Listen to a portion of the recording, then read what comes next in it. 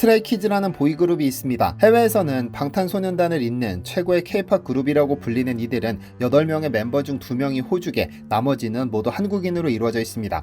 해외에서 잘나가는 K-팝 그룹이라면 다양한 국제 행사에 초청되는데 스트레이키즈 역시 마찬가지입니다.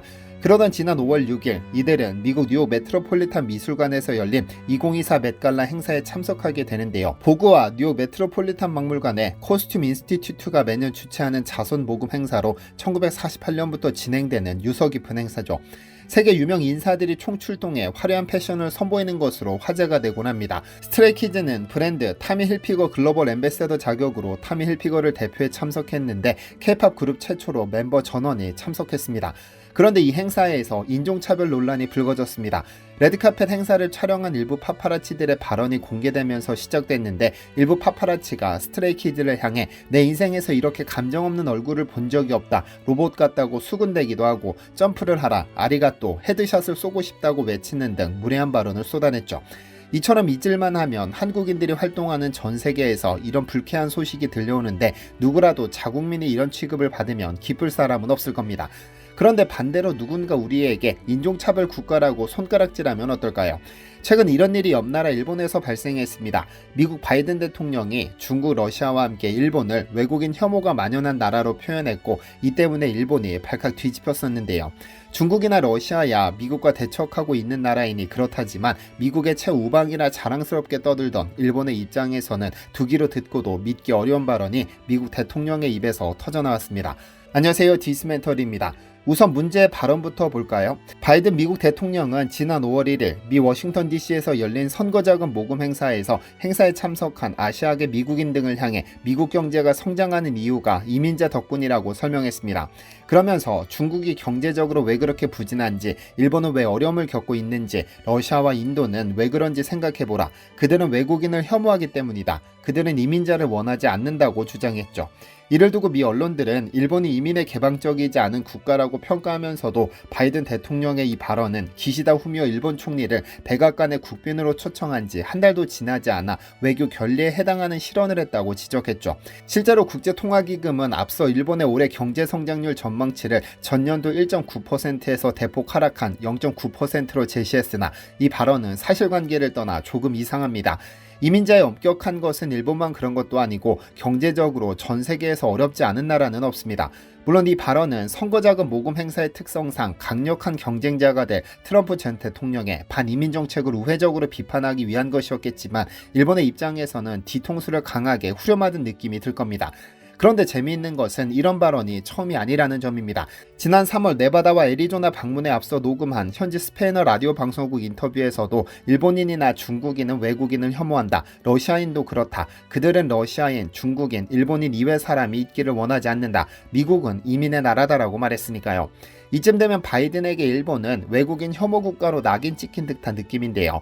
이런 발언이 일본으로 전해지자 관련 기사에는 수천 개가 넘는 댓글이 달리며 난리가 났고 일본 종합연구소 수석 이코노미스트인 이시카와 도모이사는 이민의 경제에 긍정적인지에 대해서는 경제학자들 사이에서도 의견이 엇갈린다며 일본은 외국인에 배타적이지 않고 외국인의 인권을 위한 활동도 하고 있음을 알리는 등 미국에 항의할 필요가 있다고 주장했습니다.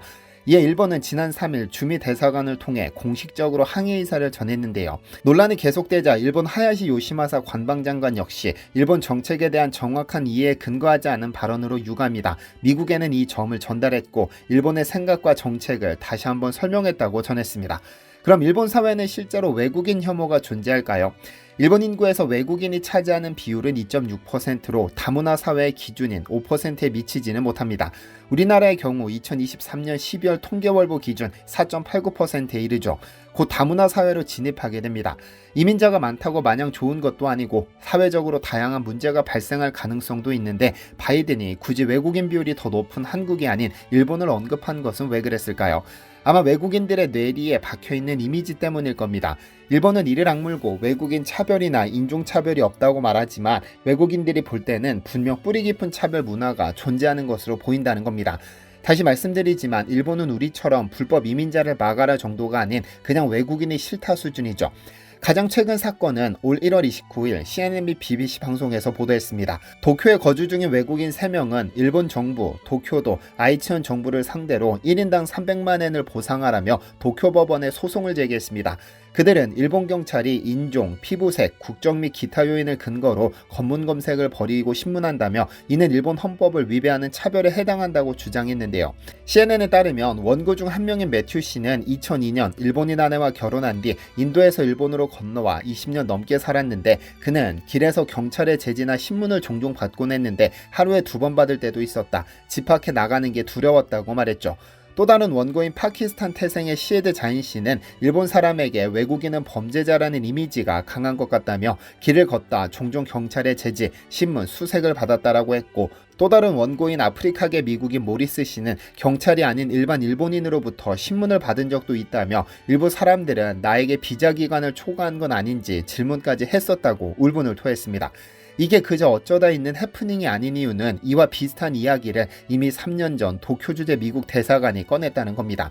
BBC에 따르면 도쿄 주재 미국 대사관은 지난 2021년 12월 일본 경찰이 외국인에 대해 인종 프로파일링 의심 행위가 목격된다며 시민들에게 경고하기도 했죠. 당시 미 대사관은 인종 프로파일링 혐의로 외국인들이 일본 경찰에 의해 제지 및 수색을 당했다는 보고를 받았다고 밝히기도 했는데요.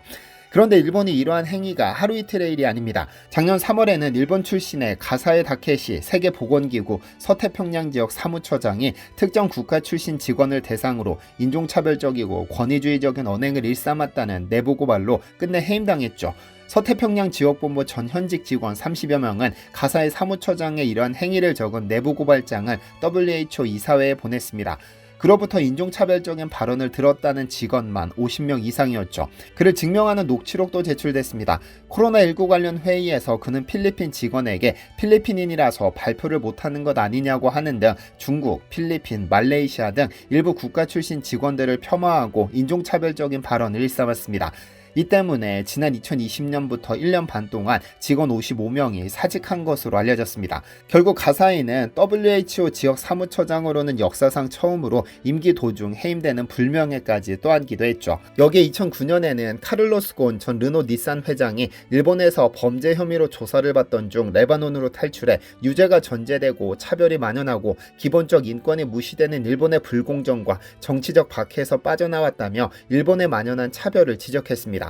이외에도 이시하라 신타로 전 도쿄도지사가 프랑스어를 비하했다가 제소당하기도 했습니다. 세계 3대 투자자로 꼽히던 짐 로저스는 일본의 인종차별주의는 매우 정교해서 제일교포 3세에게조차 시민권을 주지 않는다면서 이러한 인종차별이 결국 경제에도 큰 영향을 미칠 것이라는 견해를 밝히기도 했죠. 사실 일본의 이러한 외국인 차별의 바탕에는 일본인 우월주의가 자리하고 있습니다. 일부 일본인들은 자신들을 야마토 민족이라 부르는데 이는 우리가 단군의 고조선에서 시작한 것처럼 일본은 자신들이 야마토에서 시작됐다고 생각합니다. 우리나라처럼 고유의 뿌리라고 생각하면 적당한데 이게 야마토 정신이 결합되면서 이상하게 변했습니다. 일본은 명치유신을 통해 근대 헌법을 제정하고 이 개념을 만들었는데 이것이 훗날 제국 침략의 논리로 이용됐습니다. 2차 세계대전에서는 대일본 제국의 위대한 정신 때문에 일본은 전쟁에서 절대로 질 가능성이 없다는 것이 일본의 논리였습니다. 그래서 적군이 포탄을 쏟아붓는 와중에도 야마토 정신이 일본을 보호하고 있다고 믿으며 칼만 들고 탱크에 돌진해 개죽음을 당하기도 했고 아직 정신세계가 확립되지도 않은 10대 아이들을 세뇌시켜 비행기를 몰고 적 군함에 돌진하게 하는 카미카제 특공대를 만들어내기도 했죠. 어쨌든 야마토 정신의 핵심은 일본이 다른 나라와는 비교되는 일본만이 가지고 있는 정신으로 해석할 수 있는데 이 때문에 그 순수성을 훼손하는 혼혈을 멸시했고 외국인은 배척 대상으로 봤습니다. 특히 극우 성향의 일본인 중에는 자신들이 특별한 민족이라는 것을 강조하기 위해 일본인은 그 어떤 인종과도 다르다며 일본인 외계인설을 진지하게 주장하는 사람도 있을 정도죠. 여기서 재미있는 건 그 야마토 민족의 뿌리가 한민족에서 흘러나왔다는 의견이 있는데 이런 의견이 힘을 받을수록 그들은 야마토 민족을 지키기 위해 더욱 차별 행위를 일삼는 악순환을 반복하고 있습니다. 종합해보면 일본의 외국인 혐오는 아주 오래전부터 해외에서도 널리 알려져 있습니다.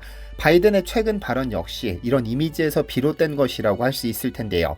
우리나라와 일본이 최근 네이버 라인 사태로 시끄럽지만 이미 예전부터 일본 내에서 라인이 한국 기업이냐 일본 기업이냐로 공격받았던 걸 생각해보면 일본이 얼마나 외국인을 배척하는지 쉽게 알 수 있습니다. 시청해주셔서 감사합니다. 디시멘터리에서는 여러분의 제보를 기다립니다. 제 채널에서 다뤘으면 좋겠는 뉴스 또는 널리 알려졌으면 하는 영상은 디시멘터리 네이버.com으로 보내주시면 소중히 제작하겠습니다. 시청해주셔서 감사합니다.